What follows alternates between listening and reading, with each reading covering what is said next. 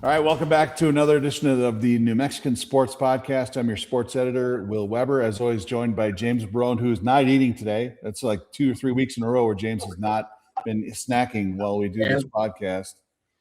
I thought maybe minutes earlier you would have caught me, man. I thought maybe you had like a some sort of side salad in honor of the French-Spain game today, since we're doing this on a Tuesday. There's what? Yeah, soccer's dead to us now that the United States is out. Like, it's funny because as soon as they got knocked out, I quit watching the tournament altogether. This dumb sport. I could go back to ignoring soccer for another 4 years. So, last week we had a chance to go to the University of New Mexico's basketball practice. We had a chance to talk to some of the players and some of the coaches. We'll show you a clip from one of those interviews I did with Eric Olin. And one of the questions was in relation to our guest today, Scott Waterman. He's the new head basketball coach at New Mexico Highlands, a school that James and I know quite well. We've covered Highlands for a million years combined for the two of us. But Scott takes over the Cowboys program that did make the RMAC tournament last year. So he spent last season on Eric Olin's staff at the University of New Mexico. Scott, welcome, dude. You already have your Highlands golf shirt on. You're looking good there. Yeah, officially kind of transitioning from UNM up here now. So in the office today, really excited to be on with you guys. I appreciate you having me, and we got some work to do, but we're gonna put this program in a position where you guys will be writing about us a lot more often. Good. Like to hear it. Yeah, absolutely. Welcome to Vegas, and I kind of got to ask, especially given the time frame that we're looking at, what's the first thing as coach that you feel like you got to do, or that you already started putting into motion? So when I got the job, one of the things that I wanted to do was have a program that had my blueprint on it, and that started with players. And I had to have some difficult conversations with some guys that were currently in the program or had signed in the program, and let them know I was going to go a different direction on some things. And in the last 3 weeks, we've got 12 commitments of guys that fit my style of play and how we're going to do things here. And I'm really excited about that. But obviously having good players is priority number one.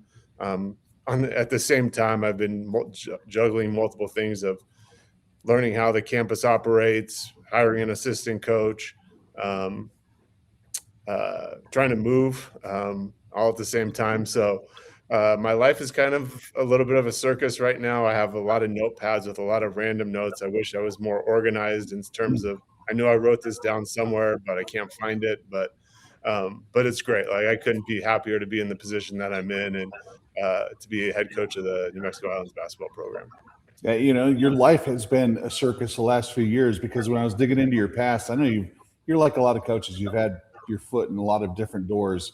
Yes. Long Beach State, Fullerton State, or Cal State Fullerton, Pomona Pitzer, is that what it was? Yep. And then Dartmouth, Dominican, yep. And then the big one was Academy of Art in San Francisco. Spent 6 years there. You won almost 100 games. You were the coach of the year in the Pac West, and then they shut the program down. It's like getting laid off after you've had things going pretty well there. But what was that like to be the coach of a team for 6 years that's doing well, and to have everything shut down on you? Yeah, so it was really difficult. I inherited a program in 2019 that had never won more than 12 games in a season. We won 12 our first year, and people were like, this is great. Second year was the pandemic year. And then our third through 6 years, we won 20 games each of those years, went to 2 NCAA tournaments, won the regular season, won the conference tournament championship. And I felt like we just hit being able to take the next step. And I thought, on paper, now as a coach, I could have screwed it up. That 7th year's team could have actually been our best team. And the news that they were cutting the program for financial reasons came out of left field. We really had no idea it was coming. And it hurt. Like, obviously, like, for 6 years, I dedicated my life to that program, as any coach does. But we also had some really loyal guys, which in this day and age in college athletics isn't always the case, that were excited to come back. We had already, atypical for us at Academy of Art was we actually had like 4 kids that had committed that we felt were really good, that would really fit what we were trying to do. And I had to sit down in front of all these kids and tell them there was no more program. And at the same token, I had to help find them all places to go.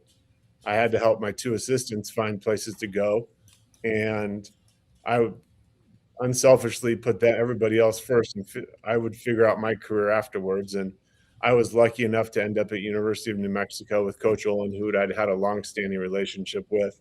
I wouldn't say we were great friends by any means, but I remember him as an assistant at UC San Diego, saw him build and grow that program. And when I called him about potential opportunity, he was excited about that and really felt I could add value. And for me, never being at that level while also working with a staff that was, I think I put this in a newspaper article. Like, I felt like as a head coach, like sometimes you feel like you're the smartest guy in the room. And I went and sat with Coach Olin and his staff, and all of a sudden I was like, this is different. This is just a different level of basketball thinking. And it just helped me prepare for a position like this to be a head coach again, where now I can take what I already had done, add what I've learned, and really put this program in position to get to another level. Is it just a matter of they approach it the game from a different level or different way of thinking? But for you, I mean, what was that adjustment like? Yeah, so it's a little bit of both. Like, there's some different concepts, different terminology, but also just the approach to it. And I think one thing, like, when you're around a staff of 6 people, like, it's different than at the Division II level where there's a head coach and maybe 1 assistant or 2 assistants, where you don't have the time to fully devote to the film breakdown and then analytics, and like something at the Division II level, like there's a breaking point, like you can't do everything.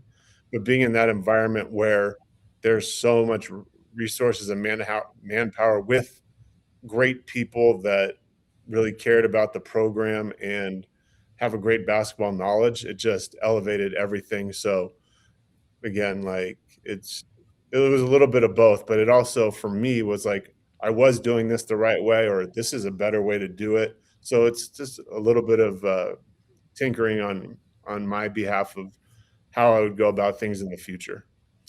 I think there's the mindset that Division II, obviously it's a lower level than Division I, but people think it's Division II for a reason, that maybe you belong at that level. But in recent years, we've seen coaches and athletes rise up from Division II and be immediately successful, make big impacts. Like the Mountain West had a player of the year that came out of Division II. Obviously, Eric Olin with his success, the coach that went from Division II to Drake and now Iowa. It just seems like the opportunity to prove yourself from Division II to Division I are becoming a lot more prevalent. And you've seen that firsthand. When you were at UNM last year, you ran into a guy that you coached against in the Pac West with Luke Hopt. He was a Division II player who came up to Division I, made an immediate impact. Do you think that this is kind of a trend? It's almost like the international influx lately, that Division II and international players and coaches are making a huge impact at Division I, where maybe it was an untapped resource that was always available the entire time. Should have been done a long time ago. Yeah, and like, not to toot my own horn or anything, but when I was at Academy of Art, we played UC Davis in a real game, and we beat them by 19 points. And again, like, maybe it was a one-off, that one, but we played St. Mary's close in another game, and we played USF. And the difference from a basketball skill point isn't that different. It's just the size and athleticism that really differentiates it. And I think, like you just said, it's kind of a resource that was there, but the rules kind of prohibited it in the past. And there was a little bit more like, you're a Division II player, you're a Division I player, and there's no crossing that line. And I think with the transfer portal, with NIL, those lines have been completely blurred. And I think on the converse, the Division II levels become even more competitive, because now you have more guys going down, realizing that it is competitive and that they still can get their opportunities at that level. So I think it's going both ways. How good is that for you, especially now that you're at a D2 school again? It's great. It's great. You can rely on your Division I experience and then piggyback that. And again, like, we live in a world where it's very transparent. Like, these kids are coming here hopefully to use it as a quote unquote minor league system to get to where they want to get to. And that's a selling point for me, is I've been at that level and I can help you get back there. If the ball goes in the basket, if you do things the right way, and if you help our team win, there's some reciprocation that can be done on both ends on that.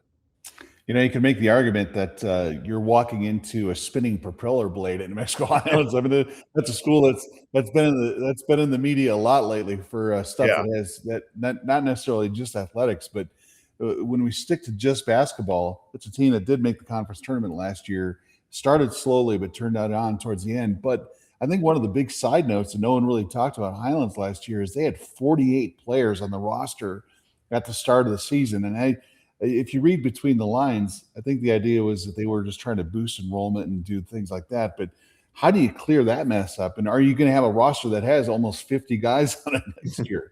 So, and again, like, I don't know the previous coaching staff, previous administration at the higher level. That's neither here nor there for me to comment on. But the way we're going to operate our program is going to be, we'll have our normal 13 to 15 guys. The distractions shouldn't impact the current players in the program when they arrive here. It's a fresh start. That was one thing I wanted for this program. And like the things at the executive level, like it should not trickle down to impact us. And our job is to go out, represent the school, the community on the court, in the classroom the right way. So we will do that. And those things to be handled by whoever the new athletic director is, myself, but I won't let it trickle into the program to impact our players.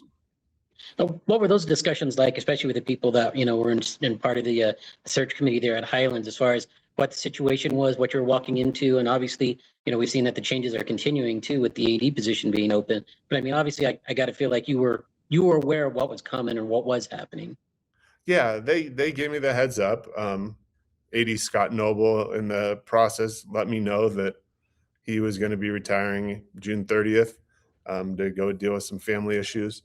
And but I was also told that I could have a fresh slate to start things, and that's what I wanted. And I think as any head coach, and I learned at Academy of Art when I inherited some players who ended up being good players, but we didn't always see eye to eye because they had previous experience with another coach, and we butted heads a lot. So the opportunity to have a fresh start and start things and do it my way is really exciting. I know you're new to Las Vegas, but you're not new to Las Vegas because you have someone close to you who has ties to New Mexico Highlands. I know your wife competed in track at New Mexico Highlands. So let's talk about that a little bit. First of all, does it make it a little bit more familiar, maybe a little bit easier heading into a place you've never really been to before? Yes and no. So we came up here as we were going through the interview process, and Nicole, my wife, was like, I don't even really remember being here because she hadn't been here in 25 years. Some things kind of stuck out, but no, I mean, we knew it helped the comfortability of knowing what I was getting into, the small community, because this is something like, even at Dartmouth, this is a little bit smaller than that community. Mm-hmm. So it just helped with the familiarity, but I also know that my harshest critic is also one of the biggest alumni, or is an alumni from here, and I have to go home to her every night, so I have to make sure I represent the right way. So she still bleeds a little black and purple there, huh? Yeah. She I know she competed in, was it cross country or track? Cross country. I think track came her senior year. Okay, I was going to say, because look, Bob DeVries was her coach, and if there's a coach in New Mexico Highlands who probably should have some sort of structure or building named after him, it's Bob DeVries, because I don't know if I've ever met a coach who's done more with less resources than Bob DeVries, because anyone who's been to Vegas has seen the track and they know what it's like. But when you look at Highlands and you look at the RMAC in general, it does seem like it's a conference that can be a little bit top heavy, but it's also one that Highlands has shown it can be competitive in. This doesn't seem like mission impossible when you walk in there, does it? No, and I think and again, not to sound arrogant, because by no means I am, but I inherited an Academy of Art program that was in the lower tier of the Pac West when you had Point Loma, Azusa Pacific, Chaminade, Biola, and we rose to the top in that. And like, it didn't come overnight. We did it the right way. We got the right players.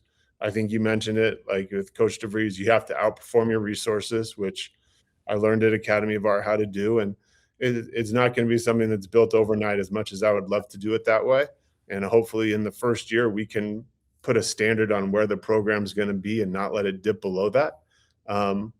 But I feel very confident in being able to get to the RMAC. And yes, there's some great coaches, great players in this conference. It's some tough travel, but I think that in any conference, you're going to have that. And it's just making sure that how you operate the program puts yourselves in position every night to be the most successful. And that starts with your culture, your philosophy, and getting the right guys that want to run through a wall for you. Being in 3 places in 3 years, I know that's kind of tough. I mean, from a travel standpoint, from having to pack everything, not once, but twice and everything. What's that been like for you the last couple of years? Crazy. So I think the only positive was when we moved. So we lived in a real small Bay Area, small 1-bedroom apartment. And when we came out here, the prices were drastically cheaper. And when we came to UNM, there was always a probability that it was probably only going to be for a year. So we kept most of our stuff in boxes in storage. So as I come up to Highlands each week now, I bring a few boxes from our storage unit. So at least I don't have to pack everything again, which is a positive. But I think also that comes with the territory of being a college basketball coach. Like, you never know. 3 weeks ago, I was working at UNM, planning on being there for another year, and then this opportunity arose. So it's just kind of comes with the territory. And thank God my wife is a trooper in all this. We've been through 3 or 4 of these type of moves, and as frustrating as it can be to do it in such a time crunch, we're also kind of experienced vets at it. So we figured it out, and it's exciting, that's for sure, as well as daunting all at the same time. Let's talk about your roster. I know you'd mentioned this a couple of times when I've seen you that you want to retain as much talent as you can, but you did have a couple of incoming freshmen that you managed to hang on to. Can you talk about some of the guys you signed and you have bringing in? Yeah, so there's been one adjustment on that. One of the freshmen called me yesterday, and now he's going to go to junior college instead, which is, his decision. Would have loved to have kept him. But we've signed, like I said, 12 guys right now. And most of them have, one of my big things is I love guys that have been at the junior college level. Mm-hmm. So everybody outside of the one freshman that we retained has played junior college basketball at some point in time. And I like that because I just think those guys have a chip on their shoulder. They've had some adversity in their life. They've been overlooked. They want to come in and have a point to prove. And that's what all of our teams at Academy of Art use, that similar philosophy. So just talking briefly about the roster, not everybody's signed officially yet, so I can't comment on those guys. But Hunter Butler from La Cueva High School is the freshman that we're going to be bringing in. And again, I've had a chance just to watch him on film and meet him, and he's the guy that's got a lot of potential, kind of a 2-3-4 that in the future we look to really build upon and get him good. He still needs to gain some physical strength. We've signed Sam Acott from Cloud County, 6'8", long, athletic, 3'4", who really fits what we're trying to do on the defensive end. Malik Njai from State Fair Community College is like a 6'7" shooter, plays both the 3 and the 4. We have a lot of positional versatility. That's another thing I like. I like guys that can play multiple positions. Nate Sasser, who played at Casper Community College, 6'5", undersized, strong athlete, left-hander, really does a great job finishing around the rim. Played at Casper Community College and then Chaminade, Division II school this past year. Ashton Price is like a 6'5", 2'3", strong, big-bodied scorer, averaged 14 points a game at Arkansas Monticello last year. And then who else can I comment on? We'll leave it at those four for right now, but that gives you a little bit of a taste of. You have not signed Donovan Dent yet, have you? You see, apparently he's trying to come back in there. No, I saw that. Yeah. Wild times that we live in now. Yes, it is. It is crazy. Yeah, but we have, like I said, 12 guys that I'm really excited about to coach and that fit what I'm trying to do. Well, if he could do that, Coach, get Dent over there, man, he'd be the most popular guy in northern New Mexico after what his camps have done the last couple of weeks. No problem. Yeah, I don't disagree. How hard is it to walk in there? Because look, typically coaching change happens right after the season. You're kind of coming in this kind of a little bit late, but it's in addition to finding a staff and moving your family and setting all those things up, you're also trying to build a schedule too. How difficult? I've talked to Eric Olin a lot about building a schedule, but how difficult is it to build the schedule this late in the So I think one of the good things about Division II is, I inherited 27 games, and I'm not going to change any of them. I'm just trying to add a game down at the pit for our guys. But at the Division II level, it's more regional. Like you're not trying to. There's no Ken Palm, Torvik ratings that you're trying to work with. It's all within the region. So you're just trying to play the best games that you can within the region. And I'm not afraid to play anybody. I just want to make sure that we're in a position to be successful in year one, and what we inherited we'll deal with. It is what it is. I think kind of going back to what you talked about, like if I got the job in March and April, you have a chance to kind of sit down and evaluate the unpack and the Lone Star and see like what you need to do. But when I got the job, it was June 23rd, and there's no time to sit down and analyze. We have to get the right guys that fit that I feel comfortable coaching, and we can adjust as we go along. But in terms of a schedule, it's just basically getting University of New Mexico to hopefully create an opportunity for us in their non-Division II game if the dates can jive. And we can still add a Division II game. I just don't know how many are out there and what we're not going to travel all over the place to go play. So see what that looks like. I did ask Eric about that too. So he kind of gives a little bit of an answer when I had a chance to ask him that last week. But you did mention your playing style. You're on Olin's staff last season, where I think right up until the very end of the season, for the most part, it was a 4-guard, 1 power forward, low post type offense. Is that similar to what you want to do, or what is your style? Kind of similar. We're going to be a little bit probably a little bit bigger, a little bit more versatile in our positioning. And again, like I haven't coached them, and I haven't seen them in person either, so I don't know how this could all work out. But ideally, my teams at Academy of Art had some similarities to our teams at UNM between the switching and a little bit positionless. And my best team at Academy of Art for 3 years, we had a 6'5" post guy, and he was just the right guy. He was tough. He was physical. He looked like a linebacker and rebounded everything. So I think at the Division II level, sizes can be a little bit overrated. It's just getting some really good players out there, and we're gonna have to figure it out a little bit on the fly this year, just with how we recruited to see, because I didn't necessarily recruit to like this guy fits this. We're just trying to get the best available players. So we're going to be long, we're going to be athletic, and we're going to be pressure, disruptive, oriented on the defensive end.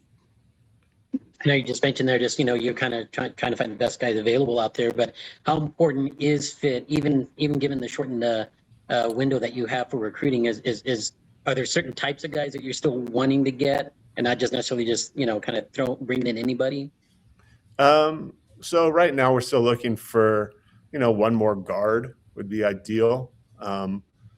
But I feel really confident that we have a pretty good roster at this moment in time. And it's just trying to get 1 or 2 more spots filled.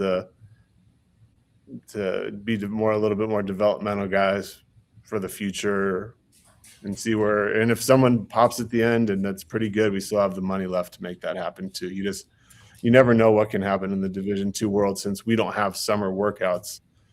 Guy leaves a Division I program late, finally passes some summer school classes. You never know what's going to happen. So typically the best recruiting can happen in August at the Division II level if you play it right.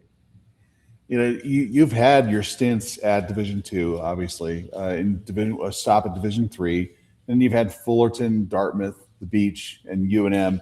But so you've had the taste of Division I and even the postseason. I didn't know you've been to the NCAA tournament. You've been to the NIT obviously last year. But Yeah. what is the main difference between your lifestyle in Division II as opposed to Division I? Because obviously Division I, maybe you're flying to road games, and this one you're on a bus. Yeah. There's a lot of late night driving. But what is it like on the Division II circuit?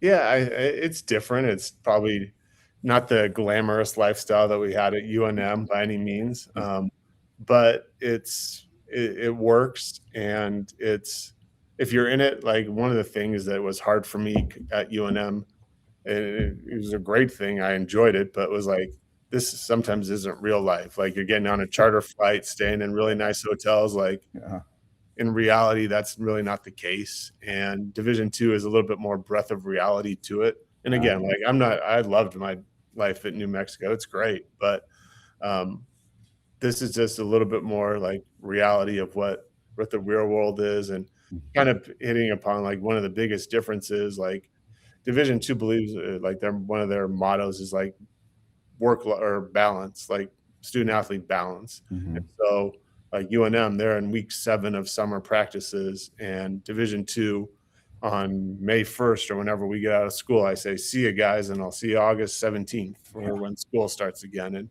I think that there's some healthiness to that as well. Like, the guys don't need you coaching all the time as much as a coach you want to coach them. Like, there's a healthy balance there, probably somewhere in the middle of that. But I miss coaching during the summer. I liked it, but also on the flip side, like, I understand the balance as well. Yeah. Given the situation that you went through there at Academy of Arts, and then obviously walking into to what you're dealing with there at Highlands and everything, right? For you as a person, do you have cause for concern about, maybe where college sports, college athletics is going or trending toward? I mean, when, you've had that kind of success at a school and they just decide, hey, it's just not worth it for us, and they decide to shut it down. I mean, does that kind of open your eyes a little bit? Yeah, it does. Like, it was definitely something that I asked about in the interview process here, to get a gauge of the climate of the executive level down to athletics, where it is. But and I felt obviously very comfortable. I wouldn't have come if I didn't feel otherwise. But I think if you look across the landscape of college athletics, Division I, II, III, like, there's a lot of changes going on with the money being put into programs, teams, NIL.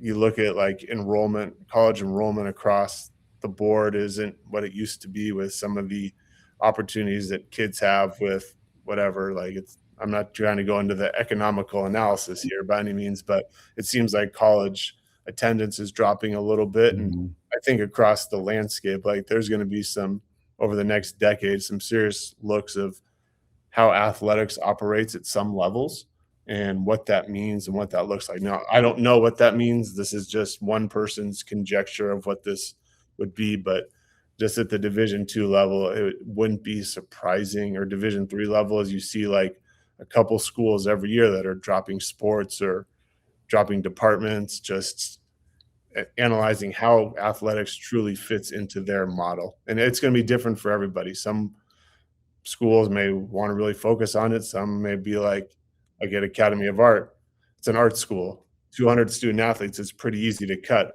versus some of the resources they need for 5,000 art students.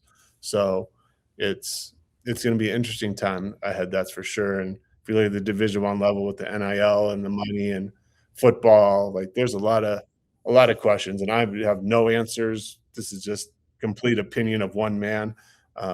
It'll be interesting to see what that looks like down the road. Yeah, I would imagine in some level it's got to feel refreshing to know that you don't have to worry about having those big NIL discussions, because there's maybe $10,000 or $20,000 you have to spend at Division II, whereas opposed to D1 school, you're talking millions of dollars. That's maybe the first discussion you have with recruits nowadays, because everyone's got an agent, everyone has an agenda. Where Division II, it's more about the opportunity, isn't it? Isn't that kind of the selling point instead of the NIL stuff? Correct. And I think the NIL is starting to trickle in a little bit, but like you said, it's not at the level even close to what a Division I program is looking like. I mean, maybe some of the top tier programs can get up to a total of $50,000 to $100,000, but that's one player at most Division I school, mid to high major Division I schools. So, so yes, we're talking a very different level of financial input into the program. So you're saying you might not get Donovan Dent then. So you might have to break a few piggy banks to get that one. I'll let him run. I'll let him run free clinics in the Wilson Center every weekend if that's what it's going to take. Yeah. Yeah. I was going to say, do you kind of entice them by saying, hey, you could be a donor and we could just call this a tax write-off? Yeah, no, we could. Yeah, exactly. You can have all the free tortillas at Charlie's Spick and Span if you come to Las Vegas. We could do that. So, speaking of which, have you sampled Charlie's yet? I have not. It's on my to-do list. I've been to the Skillet a couple times. That's my yeah, there you go. My local. See, I'm down with that. I've done Skillet there too. You know, I'm not as big on Charlie's as everybody else is. I'm glad that the options there have kind of expanded a little bit over the years. Yeah. Gotcha. No, I look forward to trying it and all the local fare in the area as well. Yeah, that's look, we like I've told you kind of off on the side, I've always had a soft spot for New Mexico Highlands. It's that little school. It doesn't have the resources that other schools does, but you know, it's a very proud community. They love their high school sports. They love their Highland stuff, and they've done everything they can to keep it going. So it's a challenging time. You're the brand new basketball coach, and you immediately have more tenure than the athletic director and the incoming president. So you still haven't coached the game yet. Yeah, that's scary. Yeah. I guess the last thing though you want is them coming to you for advice, because you're not that much further ahead of them, right? No, I go to everybody else for advice. I'm asking a million questions, and when you've been at 3 schools now in 3 years, and I think my 8th school overall, everybody does things differently. So like, you're trying to learn their system. And like, I asked a question to one of the administrators here, and they looked at me like I was nuts because it was just so different where I've been before. Yeah. And they were like, no, this is how we do it. And I was like, this is way easier than we did it in the past. So that was a positive. That was a win for me that day. That's good. Well, look, I think it's a great move. New Mexico Highlands, as they're going through a lot of stuff, as we've kind of touched on, but it seems like they found the right guy for the right opportunity. It's a perfect time for you too. And you don't have to go very far. It's only 90 minutes, about an hour and a half up the road. So it's a good spot for you. Plus your wife is familiar. She can show you all the shortcuts through town. So that's good. Hopefully if they're still there. Yeah, exactly. Yeah. Scott, thanks for joining us, man. We wish you nothing but the best. And I know we'll be seeing you down the road, throughout the course of the season. We're always touching base with New Mexico Highlands. And now that your interim AD is in place too, your sports information guy, he always gets his stuff immediately. So it's good. It works out for everybody. Perfect. Yeah. That's right. But Scott, thanks for joining us, man. And we'll take a break and we'll come back and close this thing out. Awesome. Thank you guys for having me. I appreciate it. You're welcome up in Vegas anytime. Just let me know. Thanks. Appreciate it. Thank you. Guys.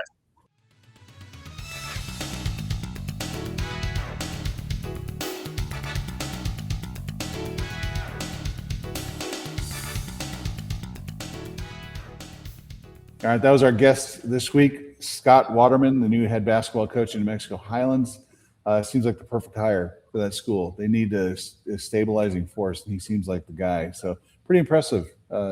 Impressive. I like just the way he's carrying himself. He's not too ambitious. He's just doing what he has to do. Hey man, and we're 2 for 2 for getting new New Mexico Highlands men's basketball coaches on. Yeah, because we had Zach on here last year too. So obviously that's a pipeline that keeps giving for us. Yeah, although the last one didn't end too well. It didn't last very long. So, Yeah, so you're saying that Scott might end up regretting doing this at the end? Yeah. I don't know. Scott doesn't strike me as that type of personality. I think he'll be there for a while. I think he'll do well. But during Lobo basketball practice last week, I did have a chance to ask Eric Olin, his boss last season on the New Mexico bench, about his thoughts on Scott Waterman taking over New Mexico Highlands. Here's a clip from that. I have not asked you this yet, but you're about to lose one of your assistant coaches to New Mexico Highlands.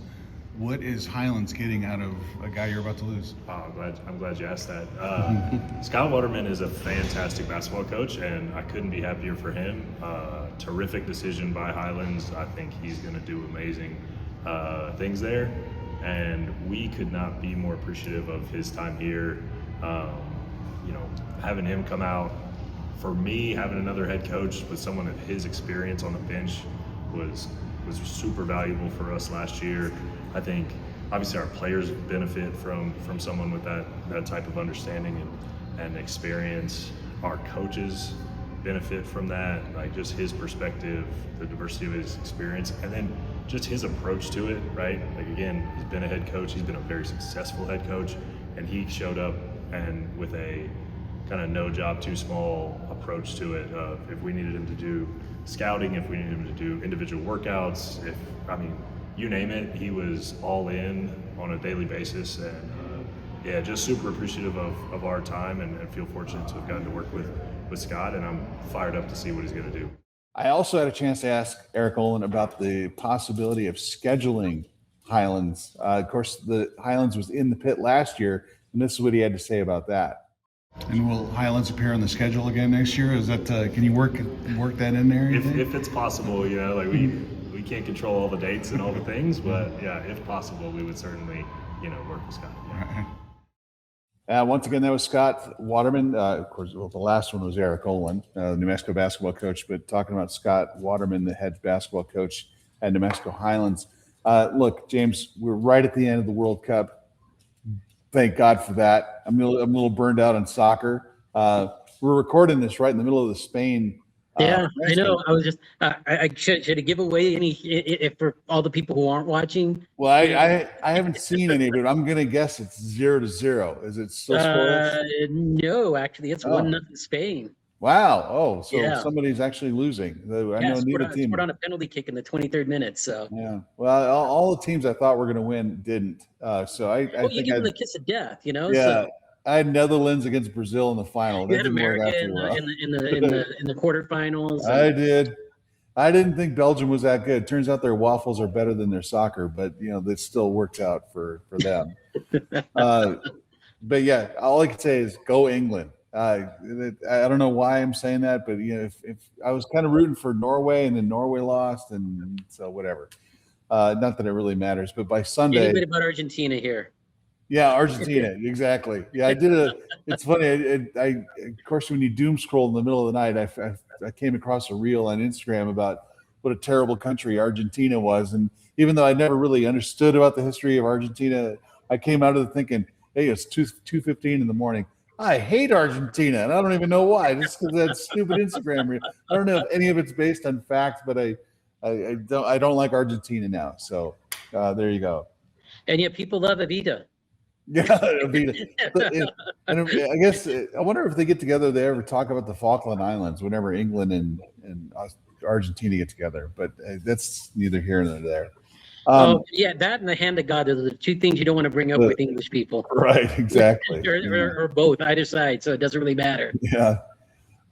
This weekend, I know you're going to wrap up your preseason tour of the starting quarterbacks for the three high schools.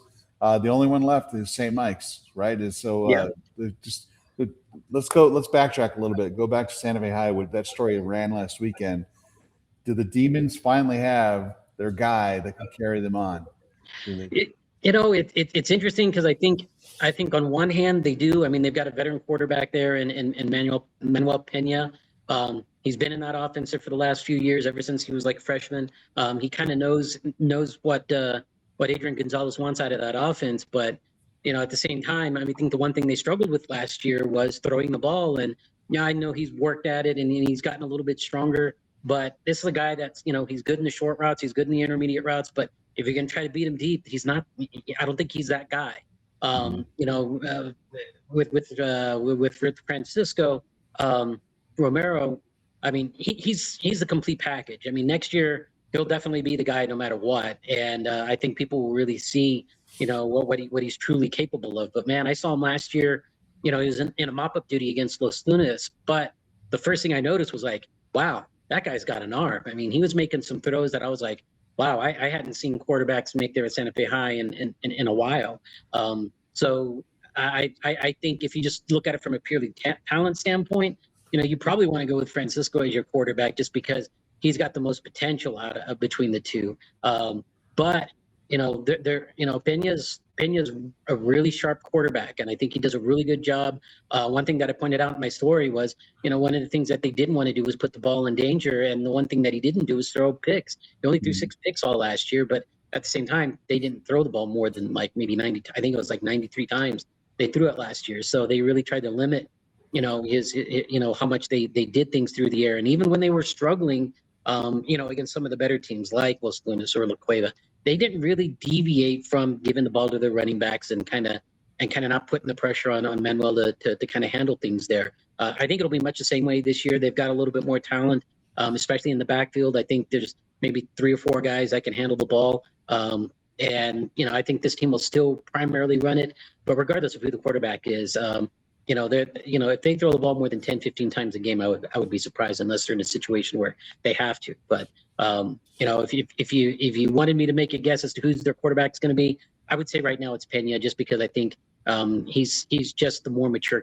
quarterback right now. But if they get to a point where they start off 1-3, 1-4, I wouldn't be surprised if you saw Romero get back in there and he's just like, hey, he's either going to save our season or we're just planning for next year. And then to complete the process, you drive a mile down Syringa Road, check out St. Mike's. And that's the big question around the Horsemen this year. I think the expectations is they're going to be the top-ranked team in AAA. They're probably the favorites again this year. But who is going to play quarterback? And that's the thing. That they've been stable at quarterback the last few years, and it's worked wonders for them. But now, who's it going to be this season? Well, and I think that's the $1 million question for Joey Fernandez to kind of figure things out. I think we're going to see a lot of what we saw last year, or not last year, but 2 years ago when they won state, when they had the 2-headed quarterback system between Kamal Stith and Reed Bass. Those are just 2 quality quarterbacks, and I don't think Joey wanted to put himself in a situation where he had to choose one over the other. But that's the benefit you have when you've got 2 good quarterbacks to choose from. In this situation, though, you've got 2 quarterbacks that don't have any real experience. I mean, you've got a senior in Carson Patton who was the backup last year, but he didn't really see a lot of playing time because Kamal was dominating most of the snaps there. So we didn't really see him out on the field all that much. And then on the other end, you've got a rising junior Esteban Gonzalez, who is battling Carson for playing time. And the way Joey's kind of described it to me is it's going to be much the same way like you did with those 2. It's just it could be one of those where you go a series with one guy, a series with the other, or maybe Joey gets becomes so impressed with one of them, really establishing themselves that he pretty much sticks with that guy. But the sense I got from Joey and just talking to him a little bit is it's an open competition, and this thing could go well into the season, and it may end up being just a 2-headed quarterback situation. He didn't seem to be, he didn't seem nervous about putting those 2 guys in there. I think he feels confident that he can do it. And of course, if there's a guy that can pull off the 2 quarterback system, as we all know, it's Joey Fernandez, because he's done it. And I wouldn't put it past him to do it again.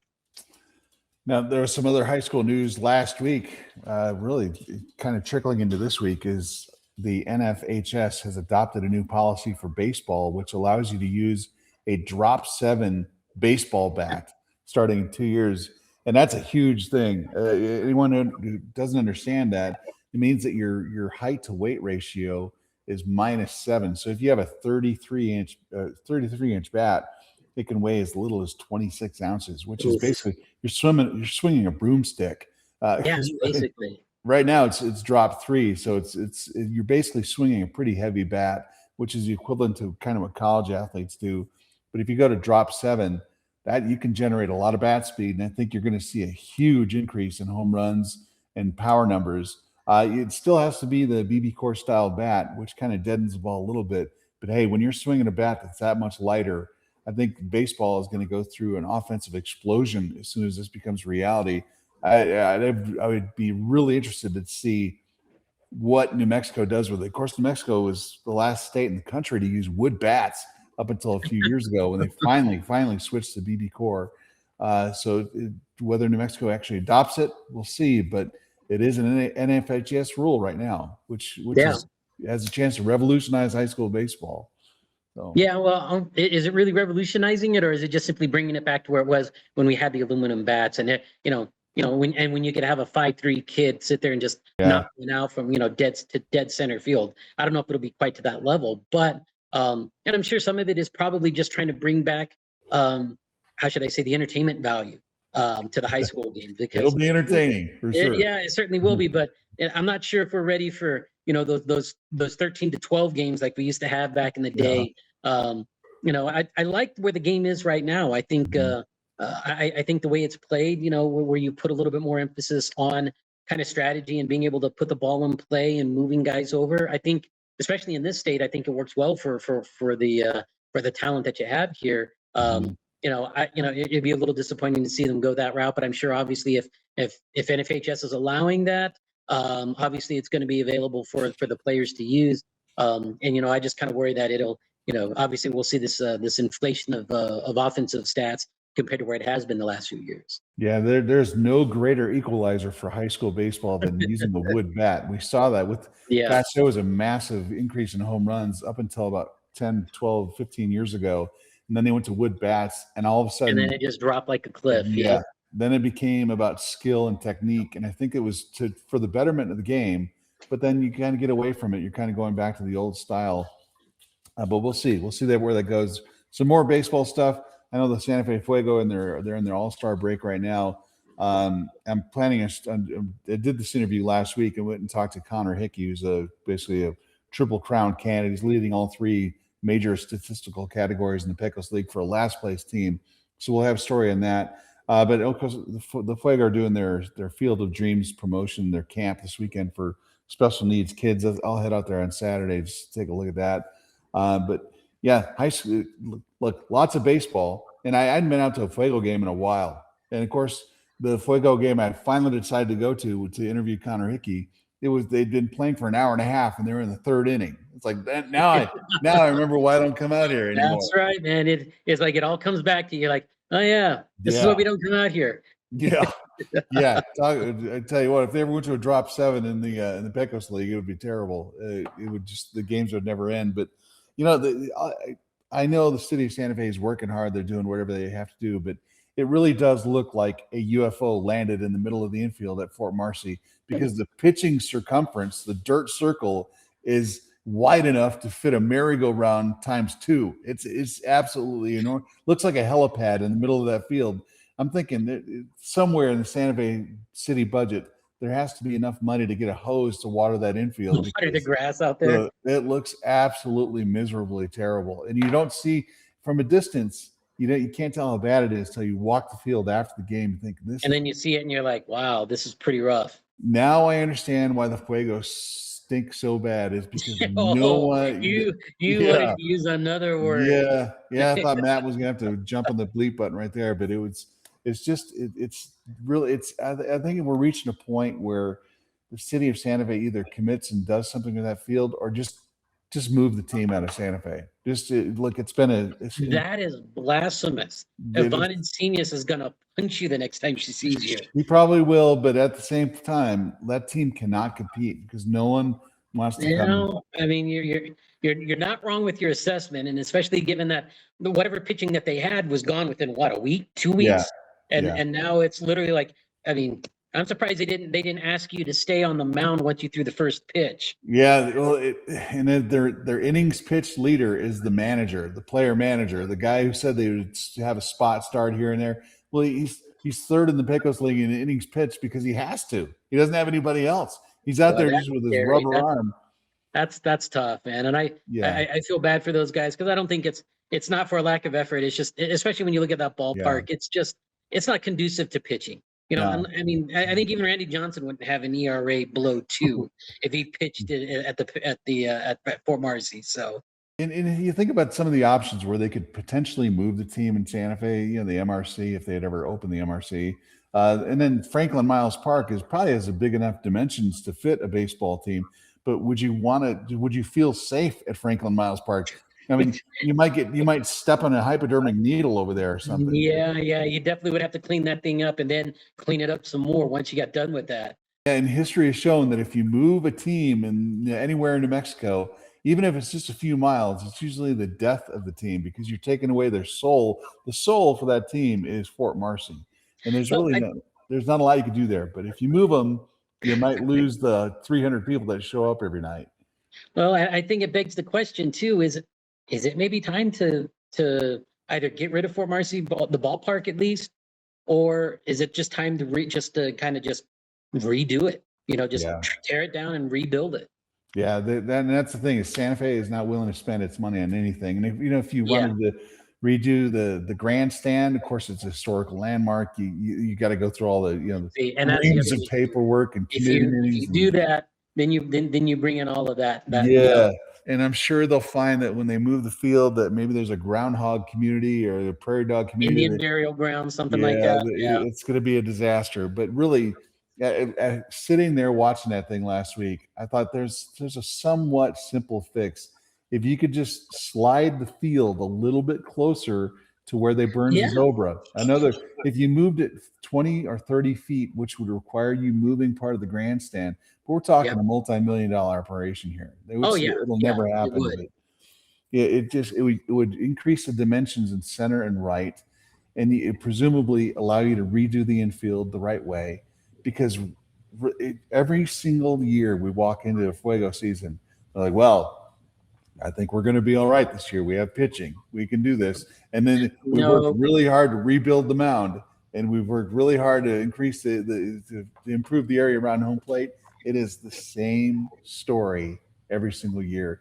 And it's not unfortunately. Not criticizing the leadership of the team, the people who run the Fuego. And it really isn't about the leadership of the team. I think it's more about the city putting in and investing money into something that could be a great place to be, but obviously they're happy with what they've got. Yeah, it's a source of entertainment that draws a regular crowd that is entertaining. Look, and people are by the end of every game, by the 8th inning, the place is empty. It's a ghost town. Unfortunately, but you're not going there to watch to see if the team wins or loses. But at the same time, it'd be kind of nice if the team was good. If you hit a ground ball and you're not afraid of having the third baseman have his teeth knocked out because you're just not sure which way the ball's going to go. So anyway, that's obviously my dog is in agreement with you. Yeah. Yeah. It was funny when I was sitting there watching. Of course, I'm watching it from the area, the elevated parking lot right where they burned the Zobra. And there were a couple of kids who just, they're down there playing by the porta potty, and they'd found an empty, discarded beer bottle that was down there. You do what kids do. When I was that age, they're all like 6, 7, 8, 10 years old, and they pick up their beer bottle and they're just throwing it as hard as they can against the ground to see if one of them can break it. Well, one of them actually did break it, and the glass goes flying everywhere. They're doing what kids do. But the thing is, then broken glass flies everywhere. And it's left there, and there's that there's no one there to clean it. It's just not. It's never going to get picked up. So those glass shards become part of the archaeological find that is Fort Marcy somewhere down the road. So, well, they'll become timeless artifacts here, probably in a couple hundred years. Yeah, one man's trash is another archaeological. Look, I know this because my wife works for an archaeological conservancy. The archaeological conservancy, and archaeology is basically digging in trash heaps from generations ago. That's kind of what Fort Marcy is going to be. It is a living. It's like, look at what this treasure was, and it's like, it wasn't a treasure like 200 years ago. Yeah, they'll unearth a porta potty that hadn't been cleaned in a long time. That's kind of what's going to happen at Fort Marcy. Anyway, there we go. So Fuego, another playoff-less season, a lot of offensive numbers, some interesting guys. A story about their big star offensive player who has no pitching help to back him up. So anyway, there you go. That's a darn shame. Yeah. So that'll wrap it up for this week. Next week's podcast, I'll be on the road. That's right. Yes. Yeah. I'll be doing our podcast from Minneapolis because my other half, the person who makes most of the money in this house, she is taking me to Minnesota. I've never been to Minnesota, so it'll be kind of cool. So I'll do do our podcast from out there. We're trying to line up a guest, and we'll see how that goes. But yeah. I was going to say, how about our illustrious designer, Eric Hedlund, because he is a former Minnesotan. Yeah. Well, he can give us all the lowdown as to what are the places to go to there in Minneapolis, St. Paul. Yeah, we'll see just if it's true what they say about Minnesota nice. We'll push his buttons and see how far that goes. But that'll do it for this week. Take a look at the New Mexican this weekend's paper. We're talking about St. Mike's quarterback. We'll have a story on the Santa Fe Fuego stuff. And, of course, as always, and I always forget to do this until the end of every podcast when there's no one else listening, is go into SantaFeNewMexican.com. Our newsletter, yep. Our newsletter. Subscribe to our newsletter. We'll update that. That's my job today, and it'll take me all day to do the newsletter stuff because I feel like I have nothing to say. But we do update the newsletter once a week. We'll probably do it more often during the course of the high school season, which starts here pretty soon. Thanks for tuning in, and we'll see you a week from now.